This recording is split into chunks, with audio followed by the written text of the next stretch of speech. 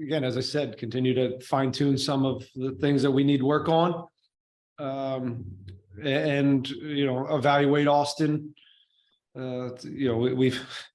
Sometimes you almost have too much time to evaluate a team, right? With a bye week, Austin's a very good team, and you can almost over prepare sometimes for a team. So we think we struck a good balance of working on ourselves, but also making sure we understand who they are in and out of possession, and what makes them tick. Again, as I said, it's really about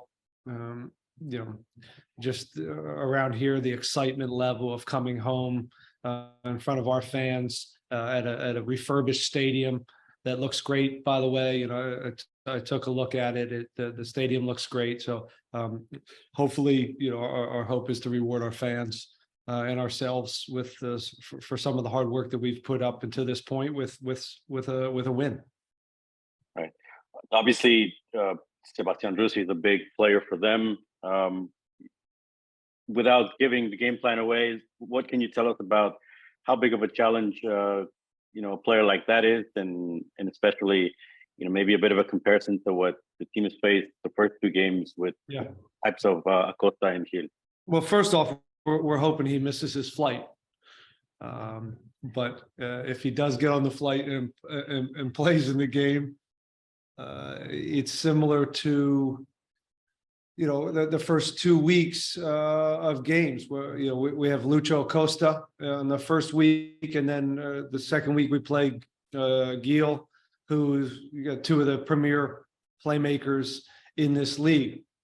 I put Driussi better than both of those players, and the reason I say that is he doesn't have a lot of weaknesses. We talk about checking boxes when we look at players, and his ability to go after you 1v1, and he also has the passing ability. He can score from distance. He's good in the box. He understands how to play as that 9 at times, coming late. And he's also out of possession. He's a hard-working player. So he's as well-rounded, I think, as a playmaker that this league has ever seen. He's really been impressive. He's good for the league. He's exciting. So of course, like most weapons for other teams, we've got to understand how to limit his influence on the game. But it's easier said than done. Every team does it. Every team circles his name and tries to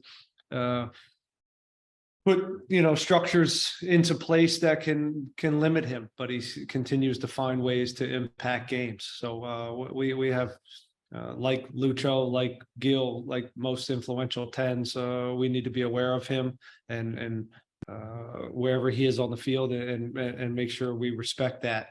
But they're a complete team, and again, he takes what's given to him, and that's what makes him so dangerous. Thank you. Up next, we'll go with Rosendo. Rosendo, go ahead. Hey, Coach. Hey, Rosendo. Well, just wanted to know if we had an update on Vanderkoost and when he'll be joining the team or be available for you. He's good. He's good to go. He had some visa stuff. We finally have all our visa situations sorted, and everybody's back and ready to go, and that's including Vanderkoost. He's been fine. He hasn't been here for long stretches, so he's still getting his legs under him and figuring out, we're trying to feed him our game model and what our expectations are of him. He's a fun little player, very good on the ball, a good attacking piece. Learning kind of, again, what we're asking of him in our defensive structure in particular is going to take a little time, but you could see him involved in the game this weekend. Awesome. Thank you, Coach. Up next, we'll go to Jesus. After that, we'll go back to Sam. Jesus, go ahead. Hey, Coach. Hi, Jesus. How are you? Good. The first question I have for you, it's only the season's third game, but do you feel that this is a can't-lose game? Like, basically, you have to get points from this third game. Or what? you have no points in the first 3 games. or else I'll lose some sleep. Yeah, that's kind of being a head coach. So yeah, I don't know if it's a must win. Yeah, we want to win. We're at home. We want to reward our fans. We're 0-2. Of course, we want to win a game. So that's what we'll go after. That's what we've been preparing to do by working on ourselves and kind of pushing some of the areas that we feel like we need to grow in, and then also making sure we're prepared against a very good Houston team. But they're a very good Houston team. Austin team. So we'll, but our plan is to reward our fans with a win and go after the game in a way to do that, both from the standings and again, we protecting our home field advantage is something that we have not done a great job with over the last few years. And to me, it's a recipe for getting into the playoffs. If you take care of your home games, you should be in a good spot to play in the postseason. And without that, you have a very, very small chance to do that. So that starts this weekend. So far at this point of the season, where do you feel the team is in terms of them playing, how you want them to play defensively and offensively, and which one do you think that they're closer to achieving?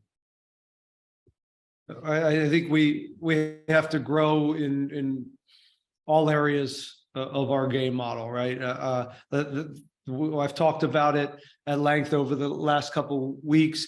I think defensively, who we are and how we're going to go about winning the ball back has been pretty clear and pretty effective.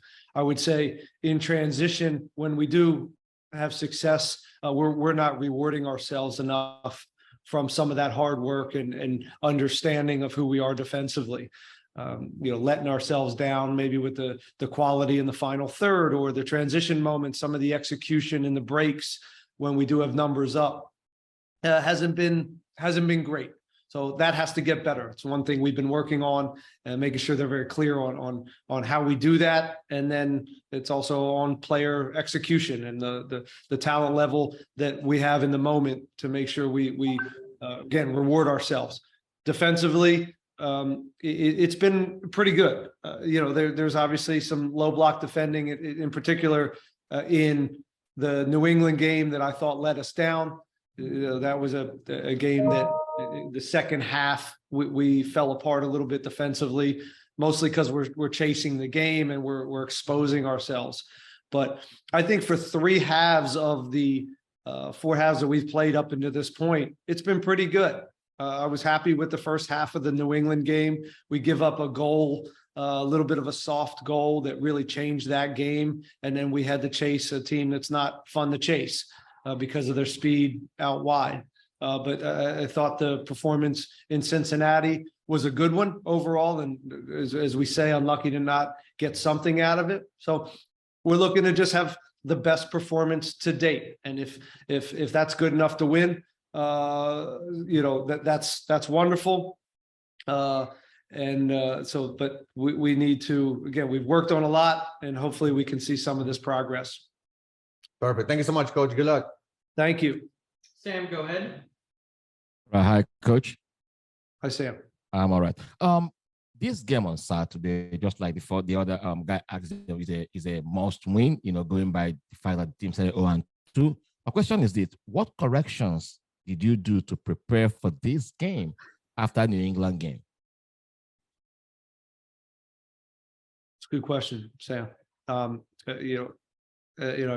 said it a few times now. Again, the 2 weeks that we spent mostly on, of course, preparing for Austin, but you can't do that for 2 weeks. So you spend as much, that first week and the game we had against York on the weekend, but working on some of the areas that we want to get better with the ball and without, and in transitions. And we've done that. As I mentioned, some of the transition moments, making sure we're cleaner and clearer on how we go about advancing into the final third and being a little bit more cutthroat in the box. It's hard work to score goals, and we have to be have a little bit of more of a killer mentality, both in execution and effort, getting numbers in the box and seeing out plays. And then clearing up some of the lower block defending, how we make teams earn goals. The second half, we've given up, 5 goals? That's a little bit too much in 2 games. I know 3 of them were deflections. But, teams make their own luck by putting themselves in those situations where you get deflected goals. So, we're trying to clear up that and making sure if teams score goals on them, they earn them, and we're difficult to break down at the same time. All right. Any update on Achara?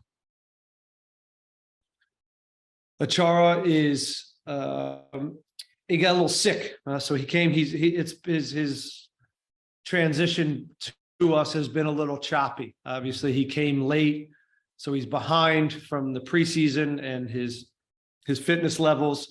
So catching him up, then he got sick from some of the travels, so he stepped away for a week, and then now he's back in training for the last, I think, week. So really, he's only been here 7, 8, 9 days total, training with us, and he was. He missed the entire preseason. So we have a real plan on getting him up to speed fitness wise, and again, making sure he understands his role here. But he may be a little time before he's on the roster. Thank you very much, Coach. We'll wrap up with Victor. Go ahead. Hey, Ben. A little bit off the field, I want to kind of take you somewhere different here. With March Madness going on, you have a lot of players, right, that are former college players and might have an interest in that. Is that something you sort of built some camaraderie over? Do you personally pay attention to some of that? Do you watch other sports? Do you drown yourself a little bit more into soccer? How would you describe also your life outside of the field? Yeah, I wish I had time to sit today and watch all the games. But I did fill out a bracket. We do a bracket here with the team, so it's a lot of fun. It's always, the tournaments and the World Cups and all these things are, the players usually put a little pool together, and we do some, we fill them out. So I filled it out, but I have no idea what I'm filling out. I'm going off seeds and heart. So I don't anticipate me winning. But I do love the sport of basketball. I played it growing up. That was back in the day when you could play a few different sports as a kid before they specialized so early. But I played tennis and basketball. Basketball to this day, I still play as much as possible. And it's a wonderful sport. It taught me a lot about actually going into about defense. And it's where I fell in love with defending, is playing basketball as a young kid through high school even. So that's my basketball story, but I think it's wonderful. I mean, the energy that March Madness brings, it's a special tournament, and the unpredictability of it, it's one of the great tournaments in the world. Again, building a little bit on the camaraderie aspect of it, is these kinds of things off the field. Do you try to strike up conversation with your players about these kinds of things to try to, take a bit of the pressure off from training or the game or any of that stuff? I think anything like this is creating culture, and I think we're able to do that here. I think we have a good relationship. I think the players, off the field have a good feel for each other, and we try to be real deliberate and conscious about how we develop culture, where it's not just soccer every day, and that we do start to create a real love around here for each other and appreciation. And yes, things like that go a long way. Barbecues with players and their wives and their families. We had one the other day on the bye week. It gave us an opportunity to get together and get some bounce houses for the little ones, and meet each other in a different light, and meet the families that go through a lot behind the scenes on a journey of a season. So I pride myself on that, and making sure we have a collective culture. But it's, But I will say this, winning helps too. And winning helps a culture and makes those things easier. But it's, hopefully you're able to do both. And I think that's a healthy balance. Thanks, Ben. All right, guys, thank you. We'll be right back with Dynamo midfielder